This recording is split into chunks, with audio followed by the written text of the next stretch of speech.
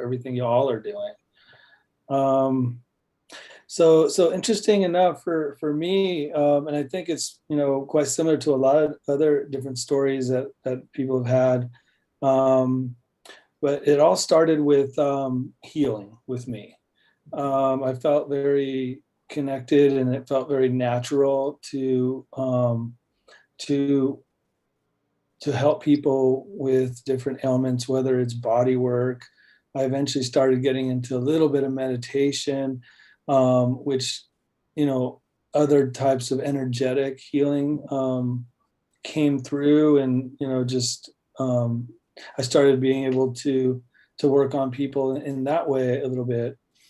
And then the full activation, again, I always link it to a contact experience, which was very interesting for me.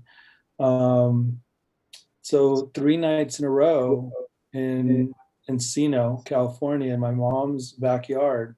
I used to live in the kind of garage connected, the room connected to the garage. So you step out, I'm in the backyard. So I spent a lot of time in the backyard.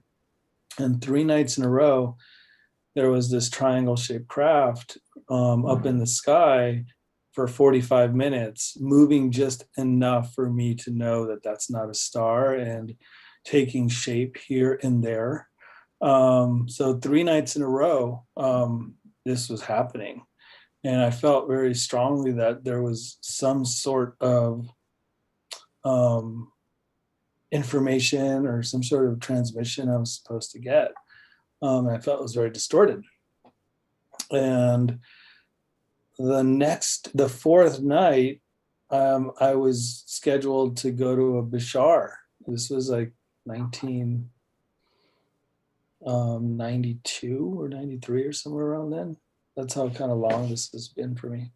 And I went to a Bashar channeling. I'm sure you all know, or if you don't, Bashar's, very amazing information that is coming through ET contact. And I asked Bashar what this was, and it was very interesting because he went into his, what do you call it, cosmic library for 30 or 40 seconds. We're all like at the edge of our seat. And he comes back with one word, Lily. And I was like, what is this Lily? It's like, you can mean anything. I really didn't, I was really trying to figure this out. And then months later, in my room, I woke up at 3 a.m. and this vibration started in my head. And it started from a very dull vibration. And it just grew until I was actually doing this, feeling like my head was possibly going to explode. That's kind of where it was. But once it reached the highest point of vibration, this amazing, beautiful ET appeared in front of me 4 feet away.